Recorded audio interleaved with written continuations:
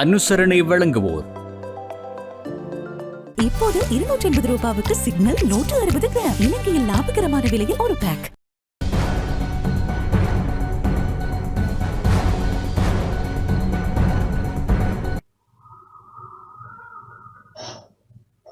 வணக்கம். டான் தமிழொலியின் இரவு நேர பிரதான செய்தி அறிக்கை. செய்திகளுக்காக இணைந்திருக்கும் நான் ரோகிணி அருந்தவச்செல்வம். முதலில் தலைப்புச் செய்திகள்.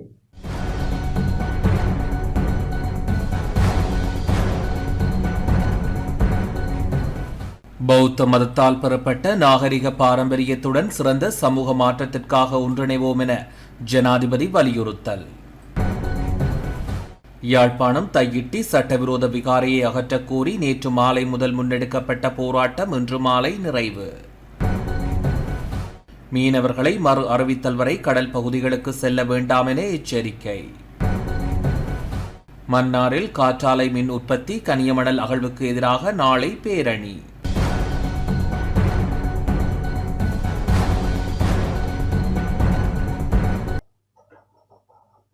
தொடர்பான முதன்மை செய்திகள்.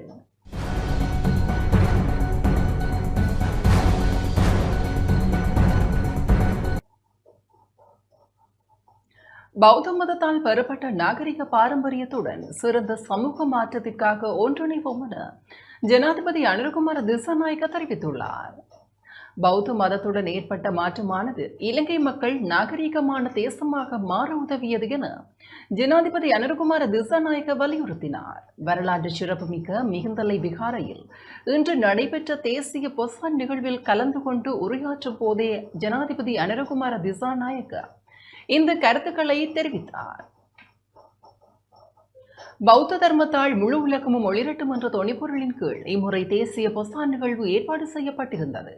பௌத்த தர்மத்தால் முழு உலகமும் ஒளிரட்டும் என்ற தொனிப்பொருளின் கீழ் இம்முறை தேசிய பொசான் நிகழ்வு ஏற்பாடு செய்யப்பட்டிருந்தது. இலங்கை தேசத்தை நாகரிக மாற்றத்திற்கு இட்டுச் சென்ற மகிந்த தேரரின் வருகை மற்றும் மிகுந்தலையை மறந்துவிட்டு தேசிய பொசான் நிகழ்வை கொண்டாட முடியாது என்று ஜனாதிபதி வலியுறுத்தினார். இவ்வாறான ஆன்மீக விழுமியங்களை கொண்ட நிலத்தை பாதுகாத்து எதிர்கால சந்ததியினருக்காக பாதுகாப்பது ஒரு அரசின் பொறுப்பாகும் என ஜனாதிபதி குறிப்பிட்டார். இந்த பொறுப்பை பூமியுடன் உணர்வுபூர்வமாக தொடர்புடைய பிரஜைகளால் மாத்திரமே நிறைவேற்ற முடியும் என்று சுட்டிக்காட்டிய ஜனாதிபதி அனுராதபுர நகரத்தை மீண்டும் கட்டியெழுப்புவதற்கான திட்டம் ஆரம்பிக்கப்பட்டுள்ளதாகவும் தெரிவித்தார். மகிந்த தேரரின் இலங்கை வருகையுடன் நமது நாடு தேரவாத பௌத்த தத்துவம் மற்றும் பாரம்பரியத்தின் மையமாக மாறியது. சமூக மாற்றத்திற்கும் ஆன்மீக விழிப்புணர்விற்கும் வழிவகுத்த இந்த அற்புதமான நிகழ்வு வெறும் மத அர்த்தத்தை தாண்டி கலாச்சாரமும் சமூகம் மற்றும் அரசியல் உட்பட நமது நாட்டின் அனைத்து அம்சங்களிலும் மிக மேம்பட்ட கட்டமைப்பை உருவாக்குவதில் வெற்றி பெற்றுள்ளது என்றும் ஜனாதிபதி தெரிவித்தார். அந்த சமூகத்தை மீண்டும் இந்த பூமியில் நிலைநிறுத்துவதன் மூலம் நாட்டிற்கு அவசியமான சமூக மற்றும் சுற்றாடல் நெறிமுறை சார்ந்த புதிய மனப்பான்மையுடன் கூடிய நவீன நாகரிக அரசை கட்டியெழுப்புவதற்கான கைவிட முடியாத பொறுப்பை நிறைவேற்றுவேன் என ஜனாதிபதி அனுரகுமார திசாநாயக்க வலியுறுத்தினார். இலங்கையின் முதல் நகரம், முதல் குளம், முதல் அறுவை சிகிச்சை தளம் மற்றும் யோத கால்வாய் போன்ற பாரம்பரியங்களை கொண்ட அனுராதபுரத்தை அதன் பண்டைய பாரம்பரியத்தை மீட்டெடுக்கும் வகையில் புனரமைக்க அரசாங்கம் நடவடிக்கை எடுத்து வருவதாக ஜனாதிபதி அனுரகுமார திசாநாயக்க தெரிவித்தார். இந்திய உதவியின் கீழ் புனரமைப்பு பணிகளை மேற்கொள்ள இந்திய பிரதமர் ஏற்கனவே இணக்கம் தெரிவித்துள்ளதாகவும் தெரிவித்தார்.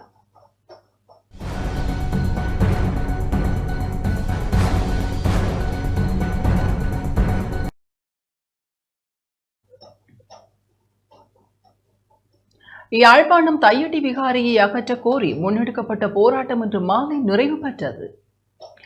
யாழ்ப்பாணம் தையிட்டி சட்டவிரோத திச ராஜமகா விகாரையை அகற்ற கோரி நேற்று மாலை முதல் முன்னெடுக்கப்பட்ட போராட்டம் இன்று மாலை நிறைவு பெற்றது.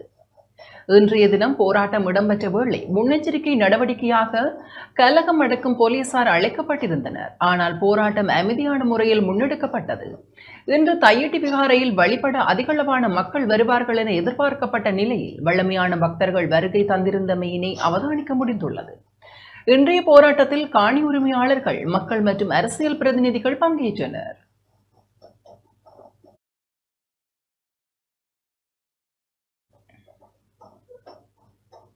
மீனவர்களை மறு அறிவித்தல் வரும் வரை கடல் பகுதிகளுக்கு செல்ல வேண்டாம் என எச்சரிக்கை விடுக்கப்பட்டுள்ளது.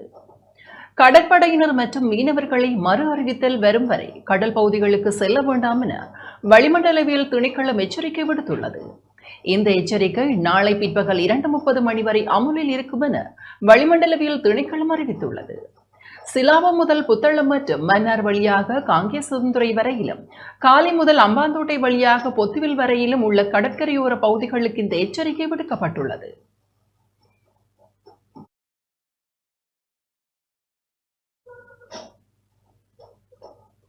முன்னாள் ஜனாதிபதி ரணில் விக்ரமசிங்கவிற்கும் தமிழ் முற்போக்கு கூட்டணிக்கும் இடையில் சந்திப்பு இடம்பெற்றுள்ளது. முன்னாள் ஜனாதிபதி ரணில் விக்ரமசிங்கவிற்கும் தமிழ் முற்போக்கு கூட்டணி தலைமை குழுவினருக்கும் இடையில் இன்று சந்திப்பு ஒன்று இடம்பெற்றுள்ளது. முன்னாள் ஜனாதிபதி ரணில் விக்ரமசிங்கவின் அழைப்பின் பெயரில் அவரது பவுலர் வீதி அலுவலகத்தில் இந்த சந்திப்பு இடம்பெற்றது. தமிழ் முற்போக்கு கூட்டணி சார்பாக தலைவர் மனோ கணேசன், பிரதி தலைவர்கள் பழனி திகாம்பரம், வே ராதாகிருஷ்ணன் ஆகியோர் கலந்து கொண்டனர். நுவரெலியா மாவட்ட உள்ளூராட்சி மன்றங்களில் ஆட்சி அமைப்பதற்கு ஒத்துழைப்பது பற்றிய இந்த கலந்துரையாடல் மேற்கொள்ளப்பட்டதாக தமிழ் முற்போக்கு கூட்டணியின் தலைவரும் நாடாளுமன்ற உறுப்பினருமான மனோ கணேசனின் உத்தியோகபூர்வ முகநூல் பக்கத்தில் பதிவிடப்பட்டுள்ளது.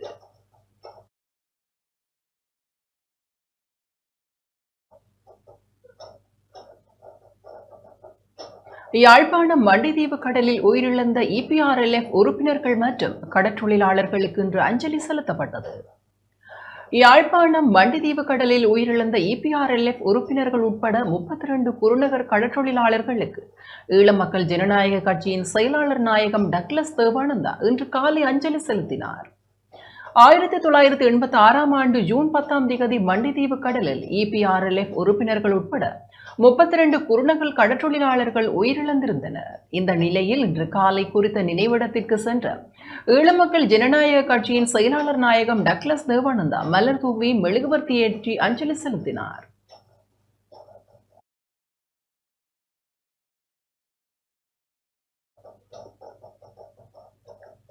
மன்னாரில் காற்றாலை மின் உற்பத்தி கனியமணல் அகழ்வுக்கு எதிராக நாளை முன்னெடுக்க உள்ள கவனஈர்ப்பு பேரணிக்கு ஆதரவு வழங்குமாறு மன்னார் பிரஜைகள் குழு அழைப்பு விடுத்துள்ளது.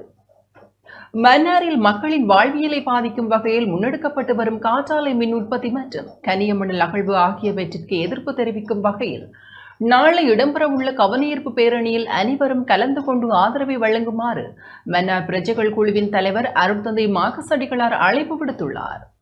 மன்னார் பிரஜைகள் குழுவில் இன்று காலை இடம்பெற்ற ஊடக சந்திப்பின் போது அவர் இவ்வாறு அழைப்பு விடுத்தார். காற்றாலை மின் உற்பத்தி திட்டங்கள் என்பது மக்களுக்கு நல்லதாக அமைந்தாலும் அது அமைக்கப்படுகின்ற இடம் மிகப்பெரிய பாதிப்புகளை ஏற்படுத்தக்கூடியதாக இருப்பது என்பதை இந்த இடத்துல நான் தெளிவுபடுத்தி கொண்டு, இந்த திட்டங்களை இலங்கை மின்சார சபையினுடைய ஆலோசனையினோடு இந்தியாவினுடைய அதானி நிறுவனமும் அத்தோடு இலங்கையைச் சேர்ந்த 3 நிறுவனங்கள், ஒன்று வின்போஸ் நிறுவனம், அடுத்ததாக கேலிஸ் நிறுவனம், அடுத்ததாக சீலெக்ஸ் ரினியூவபிள் எனர்ஜி நிறுவனமும் இணைந்து இந்த திட்டங்களை மன்னார் மாவட்டத்தில் செய்து கொண்டிருக்கிற இந்த வேளையில் அனைத்து திட்டங்களும் எங்களுடைய மன்னார் மக்களுடைய இருப்பு நிலையை கேள்விக்குறியாக்கி கொண்டிருப்பதோடு வருங்கால சந்ததிக்கு வாழ்விடங்கள் இல்லாத ஒரு நிலை ஏற்பட்டு கொண்டிருக்கின்ற இந்த பயங்கரமான சூழ்நிலையில் இவை அனைத்தையும் நாங்கள் மன்னார் தீவிலிருந்து மக்கள் வாழுகின்ற இடத்திலிருந்து அப்புறப்படுத்தி மக்கள் இல்லாத ஒரு நல்லதொரு இடத்திலே அதை அமைத்து கொள்ளுமாறு அரசிடம் கடந்த பல ஆண்டுகளாக நாங்கள் எங்களுடைய வேண்டுகோளை விடுத்திருந்த பொழுதிலும் மக்களுடைய மனித உரிமைகளை மீறுகின்ற வரையில், மக்களுடைய வாழ்விடங்களை அளிக்கின்ற வகையில், மக்களுடைய வளங்களையும் அவருடைய இயற்கையும் அவருடைய வாழ்வாதாரங்களையும் அளிக்கின்ற வகையில் கண்மூடித்தனமாக இந்த திட்டங்கள் அனைத்தும் மக்களுடைய எந்த விதமான சம்பந்தமும் இல்லாமல் இந்த நடவடிக்கைகள் மேற்கொள்ளப்பட்டிருக்கின்ற வேளையிலே அதை தடுக்கும் முகமாக நாங்கள் மிகப்பெரிய ஒரு மக்கள் பேரணியை நடத்துவதற்கு இருக்கிறோம். அத்தோடு இந்த அழிவை ஏற்படுத்தின திட்டங்களோடு மன்னார் தீவிலிருந்தும் மன்னார் பெருநிலப்பரப்புகள் சில பகுதியிலிருந்தும் மண் அகழ்வு திட்டங்களை அமுல்படுத்துவதற்காக 2 நிறுவனங்கள் பல்வேறு முயற்சிகளை எங்கள் மன்னார் மண்ணில் செய்து கொண்டிருக்கிறார்கள். பலரை தங்களுடைய பணத்தினால் வாங்கியிருக்கிறார்கள். பணத்தினால் காணிகளையும் அவர்கள் வாங்கி அந்த முயற்சிகளை முன்னெடுக்கின்ற மிகப்பெரிய அழிவை ஏற்படுத்துகின்ற செயல்களை செய்து கொண்டிருக்கிறார். அந்த நிறுவனங்கள் ஒன்று டைட்டானியம் சான் நிறுவனம், ஒன்று ஆஸ்திரேலியாவை தளமாக கொண்ட நிறுவனம். அடுத்ததாக சான் மினரல் மெட்டல் நிறுவனம், இந்தியாவை தளமாக கொண்ட நிறுவனத்தை சேர்ந்தவர்கள் மிகவும் ஒரு மோசமான நிலையிலே மக்களுடைய வறுமையை பயன்படுத்தி மக்களுடைய வாழ்வை அளிக்கின்ற, அவருடைய எதிர்காலத்தை அளிக்கின்ற நடவடிக்கையிலே கண்மூடித்தனமாக ஈடுபட்டு கொண்டிருக்கிற நேரத்தில் இந்த அழிவில் இருந்து மக்களை மீட்பதற்காக இந்த மாபெரும் பேரணியை நாங்கள் நடத்துகின்றோம். இந்த பேரணியானது நாளை புதன்கிழமை காலை 9 மணிக்கு விளையாட்டரங்கில் எல்லா மக்களும் ஒன்று கூடி அங்கிருந்து 9:30 மணிக்கு மன்னார் நகரத்தை அடைந்து அங்கே சில நிமிடங்கள் எங்களுடைய எதிர்ப்புகளை தெரிவித்த பின் எங்களுடைய மதிப்புக்குரிய ஜனாதிபதிக்கு மக்களுடைய வேண்டுதல் அடங்கிய மகஜர் ஒன்று கொடுக்கப்படவிருக்கின்றது. ஆகவே இந்த மாபெரும் ஒரு புனிதமான நோக்கத்திற்கான பேரணியிலே மன்னார் வாழ் எல்லா மக்களும் சமயங்களை மறந்து, மொழிகளை மறந்து, பிரதேசவாதங்களை மறந்து இதில் இணைந்து எங்களுடைய எதிர்காலத்தை எங்களுடைய பிள்ளைகளுக்கு ஆரோக்கியமான எதிர்காலமாக கொடுக்க எங்களோடு ஒன்றிணையுமாறு அன்போடு உங்களை கேட்டு நிற்கின்றேன். முல்லைத்தீவு வற்றாப்பள்ளி வருடாந்த உற்சவத்திற்கு சென்று வீடு திரும்பிய இளைஞர் விபத்தில் உயிரிழந்துள்ளார். முல்லைத்தீவு வற்றாப்பள்ளி வருடாந்த உற்சவத்திற்கு சென்று வீடு திரும்பிய இளைஞன் மாங்குளம் ஒலுமடு பகுதியில் இடம்பெற்ற விபத்தில் உயிரிழந்துள்ளார். இச்சம்பவம் இன்று அதிகாலை இடம்பெற்றுள்ளது. மோட்டார் சைக்கிளில் வந்த குறித்த இளைஞன் ஒட்டிசுட்டான் மாங்குளம் பகுதியில் ஒலுமடு பகுதியில் விபத்துக்குள்ளாகி வாய்க்காலினுள் வீழ்ந்து உயிரிழந்துள்ளார். இந்த விபத்து நித்திரை காரணமாக ஏற்பட்டிருக்கலாம் என தெரிவிக்கப்படுகிறது. மேலதிக விசாரணைகளை போலீசார் மேற்கொண்டு வருகின்றனர்.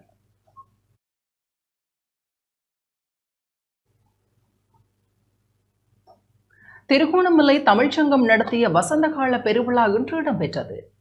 திருகோணமலை தமிழ்ச்சங்கம் நடத்திய வசந்தகால பெருவிழா திருகோணமலை உவர்மலை விவேகானந்தா கல்லூரி கலையரங்கில் இன்று காலை மாலை அமர்வுகளாக இடம்பெற்றன. திருகோணமலை தமிழ்ச்சங்க தலைவர் திருமலை நவம் தலைமையில் நிகழ்வுகள் இடம்பெற்றன. காலை அமர்வின் பிரதம விருந்தினராக கிழக்கு மாகாண கல்வி அமைச்சின் செயலாளர் கே குகநாதன் பங்கேற்றார். காலை அமர்வில் யாழ்ப்பாண தமிழ்ச்சங்கத்தின் பெருந்தலைவர் பேராசிரியர் ஆன சண்முகதாஸ், உபதலைவர் பேராசிரியர் மனோன்மணி சண்முகதாஸ் ஆகியோரின் இணை தலைமையில் ஆய்வரங்கம் இடம்பெற்றது. கிழக்கு பல்கலைக்கழக கலாசார பீடாதிபதி முனைவர் குணபாலசிங்கம், முனைவர் ரூபி வலஞ்சினா பிரான்சிஸ், தென்கிழக்கு பல்கலைக்கழக பேராசிரியர் ரமீஸ் அப்துல்லா, முனைவர் எம் பீர்தௌல்ஸ் ஆகியோர் ஆய்வுக் கட்டுரைகளை சமர்ப்பித்தனர். மாலை அமர்வின் பிரதம விருந்தினராக யாழ்ப்பாண பல்கலைக்கழக பேராசிரியர் கான சுதாகர் பங்கேற்றார். சிறப்பு விருந்தினராக தென்கிழக்கு பல்கலைக்கழக பேராசிரியர் AMF அஷ்ரப் பங்கேற்றார். கௌரவ விருந்தினர்களாக யாழ்ப்பாண தமிழ்ச்சங்க பொதுச் செயலாளர் சான லலிசன், கொழும்பு தமிழ்ச்சங்க தலைவர் சுகந்தி ராஜகுலேந்திரா, மட்டக்களப்பு தமிழ்ச்சங்க தலைவர் வி ரஞ்சிதமூர்த்தி, உலக தமிழர் பண்பாட்டு அமைப்பை சேர்ந்த செந்தில்வேலர் ஆகியோர் பங்கேற்றனர். இதன்போது கலை நிகழ்ச்சிகளும் இடம்பெற்றன.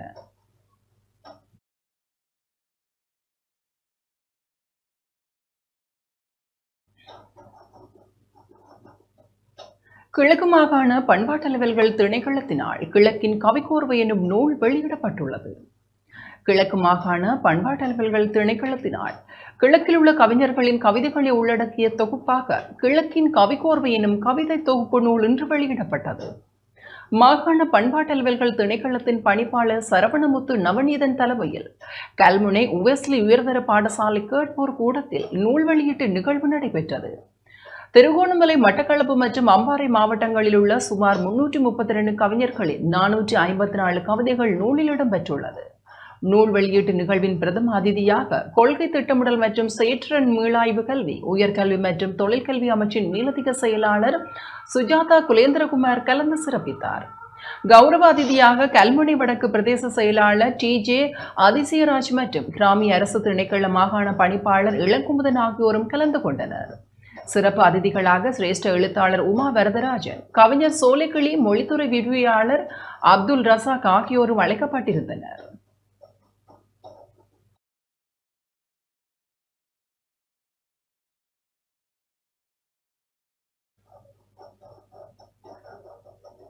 மட்டக்களப்பு போரதீவு பற்று பிரதேச சபையின் சபை நடவடிக்கைகள் ஆரம்பமாகியுள்ளன. மட்டக்களப்பு போரதீவு பற்று பிரதேச சபையின் முதல் அமர்வு நேற்று மாலை நடைபெற்றது. போரதீவு பற்று பிரதேச சபையின் தவிசாளர் விமலநாதன் மதிமீரன் தலைமையில் சபை அமர்வுகள் இடம்பெற்றது. சபைக்கு புதிதாக தெரிவு செய்யப்பட்ட உறுப்பினர்கள் வரவேற்கப்பட்டு முதலாவது அமர்வு ஆரம்பமாகியிருந்தது. இலங்கை தமிழரசு கட்சியின் மட்டக்களப்பு மாவட்ட பாராளுமன்ற உறுப்பினர்களான ரா சாணக்கியன், ஞான ஸ்ரீநேசன் ஆகியோரும் சபை நடவடிக்கைகளை பார்வையிட்டனர்.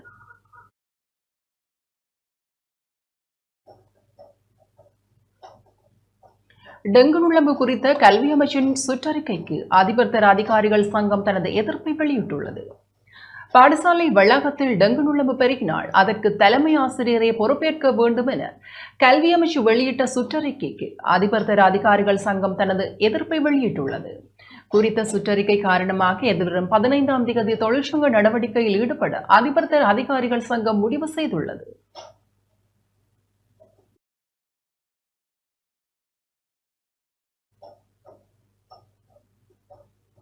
மக்கள் விடுதலை முன்னணியின் பொதுச் செயலாளருக்கும் சீனாவின் ஜெய்யாங் மாகாண ஆளுநருக்கும் இடையில் சந்திப்பு இடம்பெற்றுள்ளது.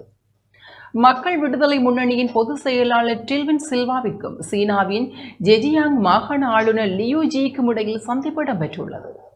இச்சந்திப்பு சீனாவின் ஜெஜியாங் மாகாணத்தின் பிரதான பொதுமக்கள் வேலைவாய்ப்பு மண்டபத்தில் இடம்பெற்றது. சீன கம்யூனிஸ்ட் கட்சியின் அழைப்பின் பேரில் மக்கள் விடுதலை முன்னணியின் பொதுச் செயலாளர் டில்வின் சில்வா உள்ளிட்ட குழுவினர் சீனாவிற்கு சுற்றுப்பயணம் மேற்கொண்டுள்ளனர். இந்த சந்திப்பின் போது இலங்கைக்கும் சீனாவிற்கும் இடையிலான நீண்டகால நட்புறவு, மக்கள் விடுதலை முன்னணிக்கும் சீன கம்யூனிஸ்ட் கட்சிக்கும் இடையிலான நட்புறவு குறித்து கலந்துரையாடப்பட்டது. இலங்கையின் பொருளாதாரத்தை வலுப்படுத்த சீனாவும் ஜெஜியாங் மாகாணமும் எதிர்காலத்தில் வழங்கக்கூடிய பங்களிப்புகள் குறித்தும் கவனம் செலுத்தப்பட்டது. இந்த சந்திப்பில் இளைஞர் விவகார பிரதியமைச்சர் எரங்க குணசேகர, பிரதியமைச்சர் முனீர் முலாஃபர், நாடாளுமன்ற உறுப்பினர்களான ஜெகதீஸ்வரன், தீப்தி வாசலியகே, தர்மபிரிய விஜயசிங் ஆகியோரும் ஜெய்யாங் மாகாண துணை ஆளுநர் லூஷன், சீன கம்யூனிஸ்ட் கட்சியின் சர்வதேச துறையின் தெற்காசிய பிராந்திய பணிப்பாளர் பான் சியூபின் மற்றும் ஜெய்யாங் மாகாண சீன கம்யூனிஸ்ட் கட்சியின் பிரதிநிதிகளும் பங்கேற்றனர்.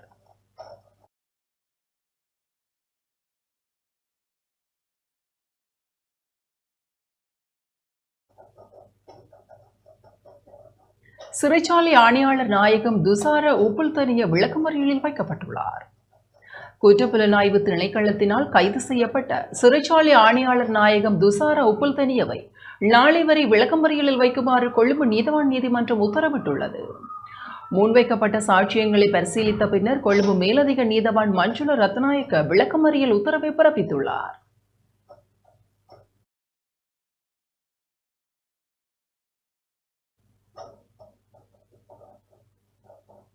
திருகோணமலை மூதூர் அந்தோனியர் மகா வித்தியாலயத்தின் 160வது ஆண்டு நிறைவு விழா நிகழ்வுகள் சிறப்பாக இடம்பெற்றன. திருகோணமலை மூதூர் அந்தோனியர் மகா வித்தியாலயத்தின் 160வது ஆண்டு நிறைவை முன்னிட்டு நடைபவனி காலை இடம்பெற்றது. பாடசாலை அதிபர் அருட்பணி கொன்பியூசஸ் அடிகளார் தலைமையில் மூதூர் அந்தோனியர் மகா வித்தியாலய பாடசாலை நிர்வாகம் பழைய மாணவர்களின் ஏற்பாட்டிலும் நடைபவனி நடைபெற்றது. நடைபவனி ஆரம்பமாவதற்கு முன்னர் பாடசாலையின் 160வது ஆண்டு நிறைவை முன்னிட்டு பாடசாலையின் நுழைவாயில் முதன்மை அதிதியாக கலந்து கொண்ட திருகோணமலை மறைமாவட்ட ஆயர் கிறிஸ்டியன் நோபல் இமானுவேல் அவர்களால் திறந்து வைக்கப்பட்டது. பாடசாலை நுழைவாயிலில் இருந்து நடைபவனி ஆரம்பமாகி மூதூர் பிரதான வீதியூடாக பயணித்து மீண்டும் பாடசாலையை வந்தடைந்தது. பாடசாலை மாணவர்கள், பழைய மாணவர்கள், ஆசிரியர்கள் என பலரும் இதில் கலந்து கொண்டனர். பேரணியில் கலந்து கொண்டவர்கள் பாடசாலை கொடிகளை ஏந்தியிருந்தனர். அத்தோடு பாடசாலையை பிரதிபலிக்கும் வகையில் பேனர்கள், நினைவு சின்னங்களை ஏந்தியவாறு நடனங்கள் ஆடி நடைபவனியில் பயணித்தனர். மட்டக்களப்பு காத்தான்குடி மத்திய கல்லூரி தேசிய பாடசாலையின் பழைய மாணவர்களை மீள அழைக்கும் நிகழ்வு இன்று இடம்பெற்றது. பழைய மாணவர்கள் காத்தான்குடி பிரதான வீதியிலிருந்து பாரம்பரிய நிகழ்வுகளுடன் நடைபவனியாக பாடசாலைக்கு அழைத்து செல்லப்பட்டனர். பாடசாலையை சென்றடைந்த பழைய மாணவர்களுக்கு பாடசாலையின் பழைய நினைவுகளை மீட்டி பார்க்கும் வகையில் காலை கூட்டம் நடைபெற்றது. பாடசாலையின் முன்னாள் ஓய்வு பெற்ற அதிபர் சதார் தலைமையில் நடைபெற்ற காலை கூட்டத்தில் அல்குரான் வசனங்கள் ஓதப்பட்டு தேசிய கீதம், பாடசாலை கீதம் என்பன இசைக்கப்பட்டன. பழைய மாணவர்கள் தமது பழைய வகுப்புகளுக்கு சென்று நினைவுகளை மீட்டுக் கொண்டனர். பாடசாலையின் பிரதான மண்டபத்தில் விசேட அமர்வு இடம்பெற்றது. பாடசாலை அதிபர் நிஹால் அகமர் தலைமையில் நடைபெற்ற இந்த விசேட அமர்வில் மத்திய கல்லூரியின் தற்போதைய நிலவரம், பாடசாலையின் முன்னேற்றம், கல்வி அடைவு மட்டம், தற்போதைய தேவைகள் தொடர்பாகவும் ஆராயப்பட்டது. பாடசாலையின் பழைய மாணவரும் பாராளுமன்ற உறுப்பினருமான கலாநிதி எம்எல்ஏஎம் ஹிஸ்புல்லா, காத்தான்குடி நகரசபை தவிசாளர் அஸ்பர் உட்பட்ட முன்னாள் அதிபர்கள், ஆசிரியர்கள், துறை சார்ந்த பழைய மாணவர்கள் என பலரும் கலந்து கொண்டனர். மட்டக்களப்பு காத்தான்குடி மத்திய கல்லூரி தேசிய பாடசாலையில் ஆசிரியர்களுக்காக பழைய மாணவர்களால் நிர்மாணிக்கப்பட்ட ஓய்வு மண்டபம் இன்று திறந்து வைக்கப்பட்டது. 1992 ஆண்டு கல்வி பொதுத்தராதர சாதாரண வகுப்பு, 1995 ஆண்டு கல்வி கற்ற உயர்தர வகுப்பு மாணவர்களினால் 2.5 மில்லியன் ரூபாய் நிதியில் இக்கட்டடம் நிர்மாணிக்கப்பட்டது. பாடசாலையின் அதிபர் நிஹால் அகமட் தலைமையில் திறப்பு விழா நடைபெற்றது. மட்டக்களப்பு மாவட்ட பாராளுமன்ற உறுப்பினரும் பாடசாலையின் பழைய மாணவருமான எம்எல்ஏஎம் ஹிஸ்புல்லா உட்பட ஆசிரியர்கள், பழைய மாணவர்கள் என பலரும் திறப்பு விழாவில் கலந்து கொண்டனர்.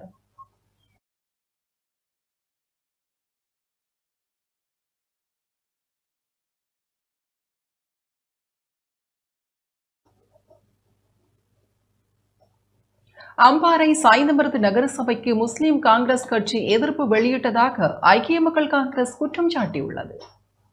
அம்பாறை சாய்ந்தமருது நகரசபையை உருவாக்க ஸ்ரீலங்கா முஸ்லிம் காங்கிரஸ் எதிர்ப்பு வெளியிட்டதாக ஐக்கிய மக்கள் காங்கிரஸ் கட்சியின் செயலாளர் நாயகம் ஏசி எஹ்யாகன் தெரிவித்துள்ளார். நேற்று ஊடகங்களுக்கு கருத்து தெரிவிக்கும் போது அவர் இவ்வாறு குறிப்பிட்டார். சாய்ந்தமருது நகரசபை விடயத்தில் தடுத்தது ஹரிஸ் என்பி ஒரு ஆள். அவர் மட்டுமல்ல, பல உறுப்பினர்கள் இந்த காங்கிரஸ்ல இருக்கிற அத்தனை உறுப்பினர்களும் எதிர்ப்பு.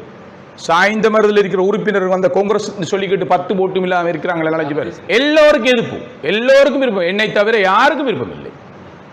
இங்கே வெளியே வந்து படங்கள் காட்டினார்கள் ஒளிய, அங்கே நடந்த மீட்டிங் அத்தனை மீட்டிங்களும் கொடுக்கக்கூடாது, பிரியக்கூடாது, அது போயிடும், வித்துடும், வந்துடும், போயிடும், இதே கதை தான்.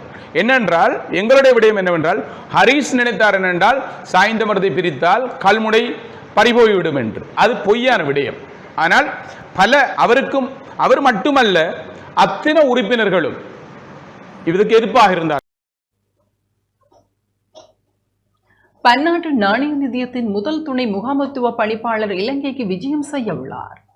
பன்னாட்டு நாணய நிதியத்தின் முதல் துணை முகாமைத்துவ பணிப்பாளர் முனைவர் கீதா கோபிநாத் எதிர்வரும் 15-16 வரை இலங்கைக்கான உத்தியோகபூர்வ விஜயத்தை மேற்கொள்ள திட்டமிட்டுள்ளார். இவ்விஜயத்தின் போது எதிர்வரும் 16ஆம் திகதி நிதியமைச்சர், இலங்கை மத்திய வங்கி மற்றும் பன்னாட்டு நாணய நிதியம் என்பன இணைந்து நடாத்தும் மீட்சிக்கான இலங்கையின் பாதை, படுகடன் மற்றும் ஆளுகை பற்றிய மாநாட்டில் கௌரவ அதிதியாகவும் பங்கேற்க உள்ளார்.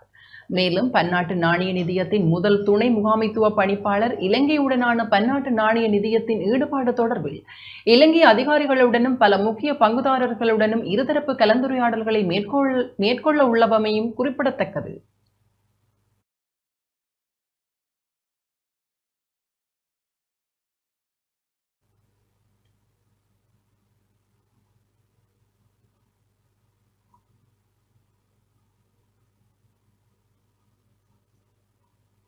எதிர்க்கட்சித் தலைவர் அலுவலகத்தினால் பொசன் தர்ம போதனை முன்னெடுக்கப்பட்டது.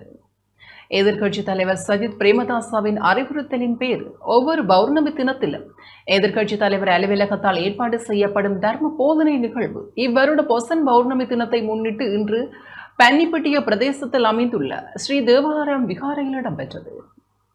ஸ்ரீ விபச ராமய புராண மகா விகாராதிபதி சாஸ்திரபதி சங்கைக்குரிய மகா கும்புகவேவ சத்திரானந்த தேரர் இன்றைய தர்ம போதனையை நிகழ்த்தினார். இதில் ஏராளமான பக்தர்கள் கலந்து கொண்டிருந்தனர்.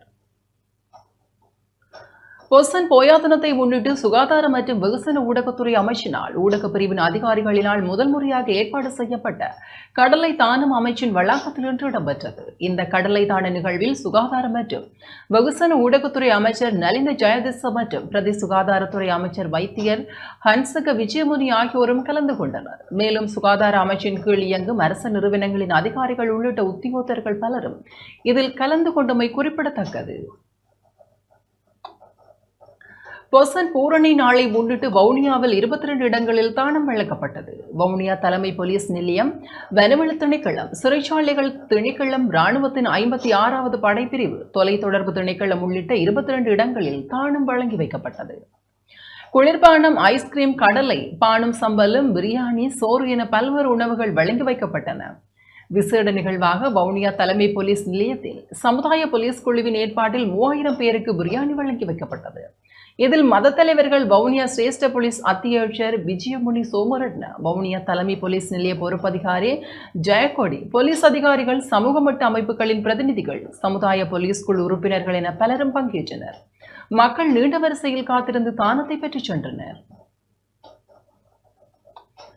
வவுனியாவில் ஔஷத தானம் வழங்கப்பட்டது. வவுனியா புதிய பேருந்து நிலையத்திற்கு அருகாமையில் நேற்றிரவு ஔஷத தானம் வழங்கி வைக்கப்பட்டது.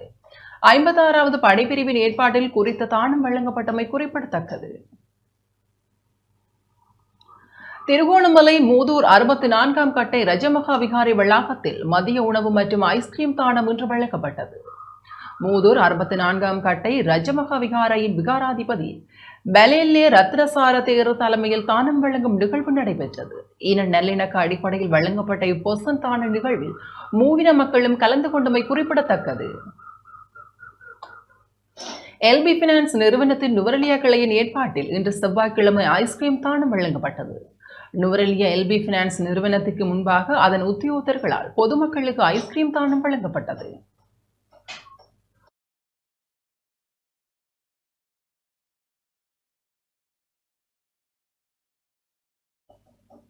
இந்த வருடம் இலக்கு வைக்கப்பட்ட வருமானத்தை ஈட்ட முடிந்துள்ளதாக மதுவரி திணைக்கள அதிகாரிகள் தெரிவித்துள்ளனர்.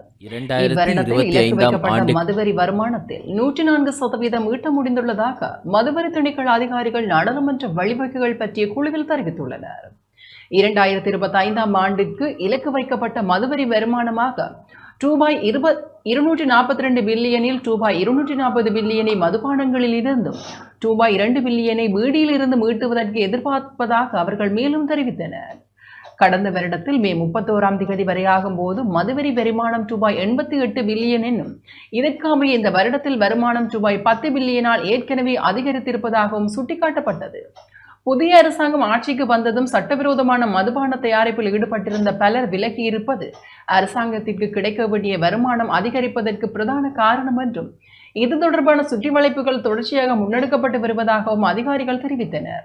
நிதி மற்றும் திட்டமிடல் கௌரவ பிரதியமைச்சர் ஹசன சூரிய பெரும தலைமையில் வழிவகைகள் பற்றிய குழு கடந்த 6ஆம் தேதி நாடாளுமன்றத்தில் கூடிய போது அதிகாரிகள் இந்த விடயங்களை தெரிவித்தனர். மதுவரி திணைக்களத்தின் செயலாற்றுகை மற்றும் பாதுகாப்பு அமைச்சகத்தின் முகாமைத்துவம் குறித்து கலந்துரையாடுவதற்காக இக்குழு கூடியிருந்தது. QR குறியீட்டின் மூலம் போலியான மதுபானங்களை அடையாளம் காணும் புதிய செயற்றிட்டத்தின் முன்னேற்றம் குறித்து ஆய்வு. புதிய செயற்றிட்டம் நடைமுறைப்படுத்தப்பட்ட பின்னர் போலி ஸ்டிக்கர்கள் எதுவும் கண்டுபிடிக்கப்படவில்லை எனவும் அதிகாரிகள் தெரிவித்தனர்.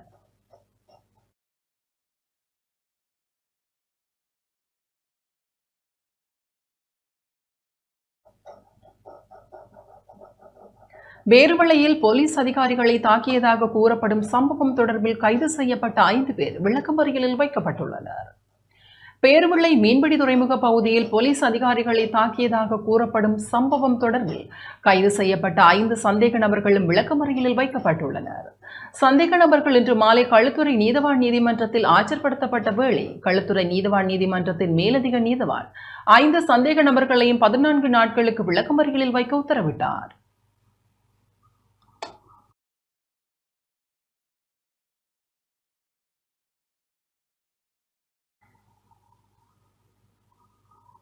கதிர்காமத்திற்கு பாத யாத்திரை செல்வோருக்காக காட்டுவழி பாதை எதிர்வரும் 20ஆம் தேதி திறக்கப்பட உள்ளது. வரலாற்று பிரசித்தி பெற்ற கதிர்காமம் ஆடிவேல் விழாவிற்கு செல்லும் யாத்ரிகர்களுக்காக காட்டுப்பாதை எதிர்வரும் 20ஆம் தேதி வெள்ளிக்கிழமை திறக்கப்பட்டு ஜூலை மாதம் 4ஆம் தேதி மூடப்படும் என அம்பாறை மாவட்ட அரசாங்க அதிபர் சிந்தக்க அபேவிக்ரம தெரிவித்துள்ளார். கதிர்காமம் மற்றும் உகத்தமலை முருகன் ஆலயங்களின் வருடாந்த ஆடிவேல் விழா 26ஆம் தேதி ஆரம்பமாகி ஜூலை மாதம் 11ஆம் தேதி தீர்த்தோற்சவத்துடன் நிறைவடையும் என்றும் அவர் கூறினார். கதிர்காமத்திற்கு பாத யாத்திரையாக செல்வோர் உகந்தமலை முருகன் ஆலயத்தில் ஓரிரு நாட்கள் தங்கியிருந்து குமண யாலக்காட்டினூடாக கதிர்காமத்தை சென்றடைவது வழக்கமாகும். வெள்ளிக்கிழமை 20ஆம் தேதி காலை உகந்தமலை முருகன் ஆலயத்தில் நடைபெற இருக்கும் ஆரம்ப வைபவத்தை அடுத்து காட்டுப்பாதை காலை 6 மணிக்கு திறக்கப்பட உள்ளது.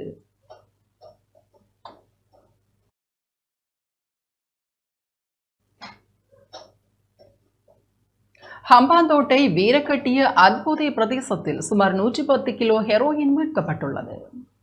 வீரக்கட்டிய போலீஸ் பிரிவிற்குட்பட்ட அதுபோதை பிரதேசத்தில் 110 கிலோ 460 கிராம் ஹெரோயின் போதைப் பொருள் மீட்கப்பட்டுள்ளது. பதில் போலீஸ் மாதிபரின் அறிவுறுத்தலின் நாடு முழுவதும் முன்னெடுக்கப்படும் குற்றம் மற்றும் போதைப் பொருள் ஒழிப்பு செயற்றிட்டத்திற்கு அமைய நேற்று வீரக்கட்டிய போலீஸ் பிரிவிற்குட்பட்ட அதுபுதை பிரதேசத்தில் விசேட போதைப் பொருள் சுற்றிவளைப்பு ஒன்று முன்னெடுக்கப்பட்டுள்ளது. இந்த சுற்றிவளைப்பின் போது வீட்டு நிர்மாண பணிகள் இடம்பெறும் பகுதிக்கு அருகில் கருவா பயிரிடப்பட்ட பிரதேசத்தில் இருந்து 110 கிலோ 460 கிராம் ஹெரோயின் போதைப் பொருள் உள்ளடங்கிய 100 பாக்கெட்டுகள் மீட்கப்பட்டுள்ளன. போதைப் பொருளை குறித்த பகுதியில் மறைத்து வைத்தவர்கள் தொடர்பில் தகவல் கிடைக்கப்பெற்றுள்ள நிலையில் அவர்களை கைது செய்ய போலீசார் விசாரணைகளை ஆரம்பித்துள்ளனர். மட்டக்களப்பு கருவப்பங்கேணி பகுதியில் கசிப்பு உற்பத்தியில் ஈடுபட்ட பெண்ணொருவர் பொசான் பூரணை தினத்தை முன்னிட்டு மட்டக்களப்பில் மேற்கொள்ளப்பட்ட விசேட சுற்றுவளைப்பின் போது கைது செய்யப்பட்டுள்ளார். ரகசிய தகவலுக்கு அமைய மட்டக்களப்பு தலைமையக பொறுப்பு அதிகாரி பிரியந்த பண்டாரவின் ஆலோசனையின் கீழ் சர்ஜன் PS இலக்கமு தலைமையிலான போலீஸ் குழுவினராலேயே சந்தேக நபர் கைது செய்யப்பட்டார். கசிப்பு தயாரிப்பதற்கு பயன்படுத்தப்படும் கோடா 100 லிட்டர் கைப்பற்றப்பட்டுள்ளதோடு கசிப்பு உற்பத்திக்கு பயன்படுத்தப்படும் உபகரணங்களையும் போலீசார் மீட்டுள்ளனர். கைது செய்யப்பட்ட சந்தேக நபர் சட்ட நடவடிக்கைகளுக்கு உட்படுத்தப்பட உள்ளதாக போலீசார் தெரிவித்தனர்.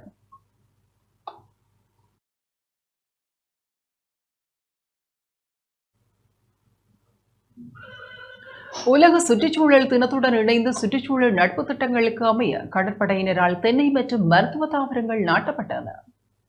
உலக சுற்றுச்சூழல் தினத்துடன் இணைந்து வடகிழக்கு மற்றும் தென்கிழக்கு கடற்படை கட்டளைகளை மையமாக கொண்டு நடத்தப்பட்ட சுற்றுச்சூழல் நட்பு திட்டங்களுக்கு அரசு மற்றும் அரசு சாரா நிறுவனங்களுடன் இணைந்து இலங்கை கடற்படையினர் சமூக சேவையில் ஈடுபட்டனர்.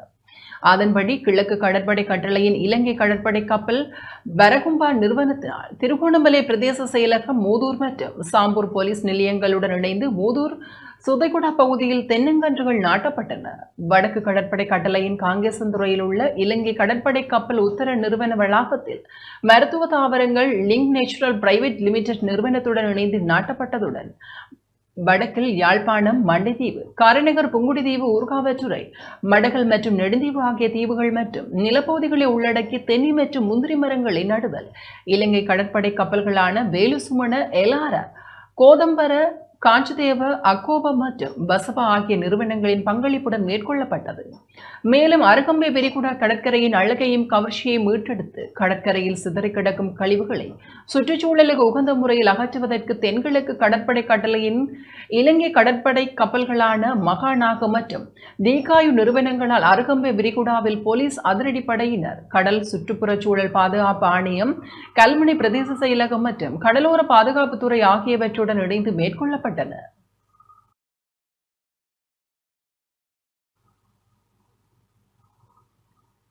மட்டக்களப்பில் உதவும் கரங்கள் அமைப்பால் பாடசாலை மாணவர்களுக்கு புத்தக பைகள் வழங்கப்பட்டன.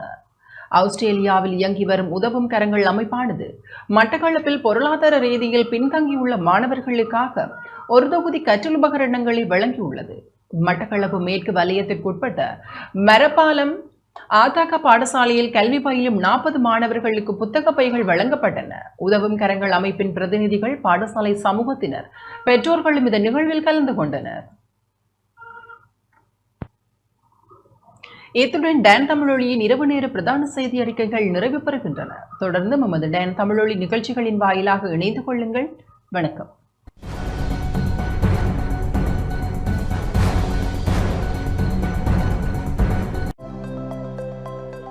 அனுசரணை வழங்கியோர். இப்போது 280 ரூபாவுக்கு சிக்னல் 160 கிராம். இலங்கையில் லாபகரமான விலையில் ஒரு பேக்.